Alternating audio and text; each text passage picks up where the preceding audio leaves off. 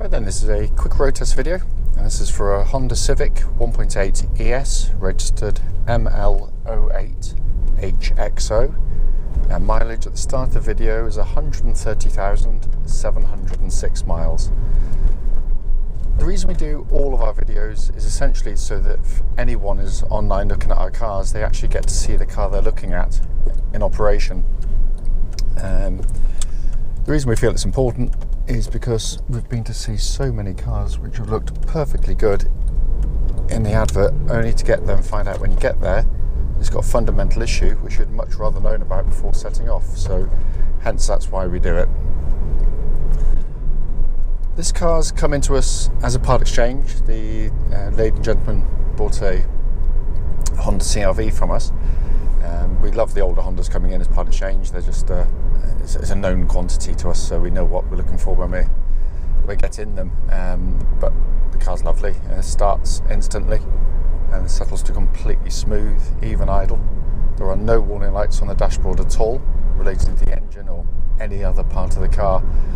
I'll do the temperature gauge a little bit later, because on the older cars I really do like to try and do them when they're cold, as it is now, and through to hot, so, or operating temperature, because on older cars you can get issues in hot and cold, less so on the newer vehicles, but there we go. But the engines are fantastic. They really are brilliant engines. It sounds as sweet and as smooth as the day it was produced, which is typical of the breed in all honesty. But it's a lovely flexible engine as well, sweet sounding, pulls from very low revs very easily, but unlike so many cars which become quite uncouth at higher revs, these got that zingy 4-cylinder engine out.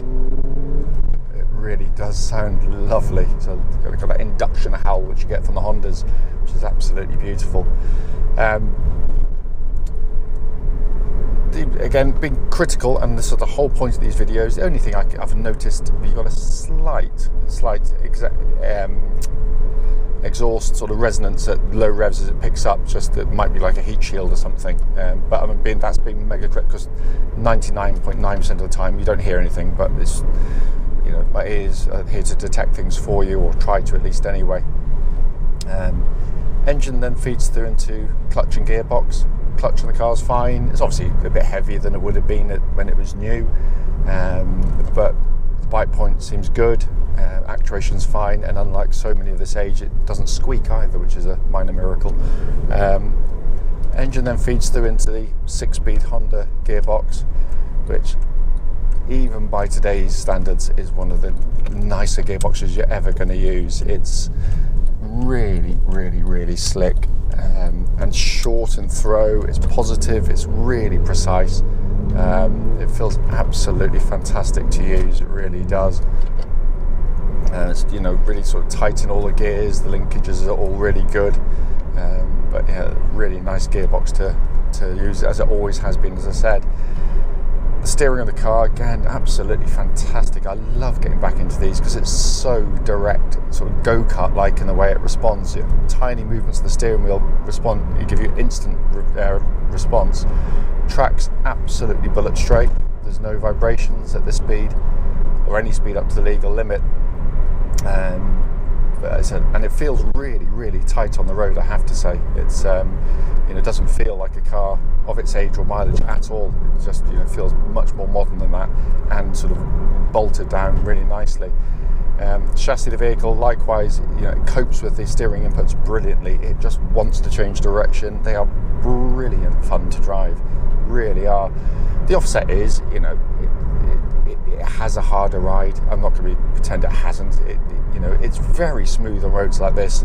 A roads, motorways, most B roads. It's just the only time to get caught out are the sort of sharper ridges that you get on roads, where, like a lot of even more modern cars, have gone to much lower profile tyres.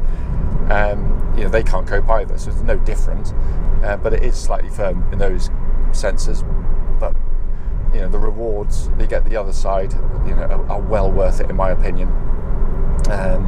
But there's no nasty sort of clatterings or knocking noises coming from under the suspension at all. So again, all seems good there. So I'm going to swing around here.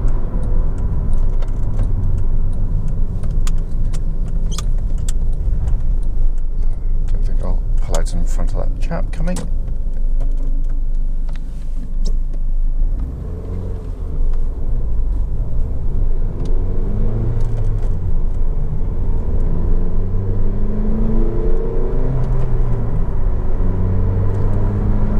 It's going to give the brakes a little bit of a thump as well. The engine just sounds fantastic, I have to say, it really does. I'm going to hold on to the keys and things on the passenger seat, make sure they don't go flying forward, but give them a good hard shove. Nice brake pedal on the car, really, really good. Good initial bite. There's no it's kind of pulsing or braking coming back, pulsing or vibrations coming back through the brake pedal at all, so all very good indeed. It's coming inside. I mean, first things first, it's in lovely condition in here. It really, really has been very well kept. It's a real credit to them. They're lovely people that had it, and I'm not just saying that, they really, really are. Joy to deal with them. And they love their Hondas. In fact, their husband used to work for Honda UK, I think on the engine side from memory. But dashboard design, I absolutely love this interior. Always have done, always will. I'm not going to apologise for it. I don't care if people write things and say it's awful design. You know, design, I think, should polarise opinion, and it really does that. But even by today's standards, it still looks fantastic. And this was from 2005 when this was first designed. It was a wonderful two-tier design, really nicely laid out. Again, the only criticism, everything seems to work absolutely fine, but everything I've pressed thus far at least. The only thing I would say is, obviously, very common on Civics of this age, air conditioning's lukewarm. I'm not going to pretend it's going to work. I'm not even going to try and make it work. Sometimes, if you're very lucky, it'll just be the gas that you'll need. Other times it might be the relay, but quite often it's actually things like the compressors. We're not looking into it because it's such a regular feature on them.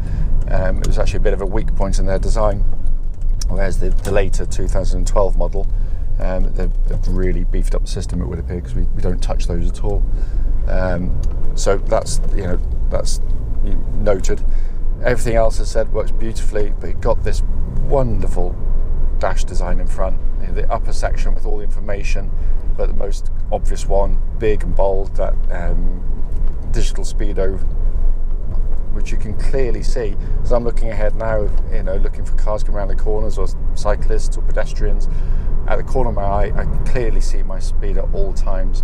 Below that, you've got this kind of hologram effect, which looks fantastic. This massive rev counter, and inside that, you've got information display, you know, your trip information, MPGs, that kind of stuff. Flanked on either side by kind of floating either side, the fuel gauge and temperature gauge, which is now running at a third, which is exactly where it's meant to be on a Honda car, by the way. But it just is a gorgeous design, and as nerdy as it sounds, it looks sensational at night. When it's all illuminated, it's all glowing at you. It's, as I said, it's a place you enjoy sitting and driving a car. It's not just some bland thing you're taking information in. Although it works brilliantly at that, by the way. It's not just there for show.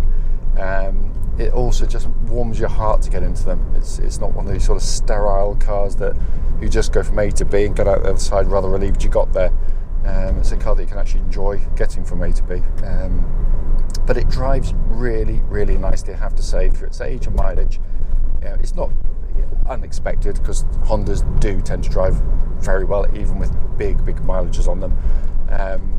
But it's a really nice example, which looks absolutely fantastic as well, of course.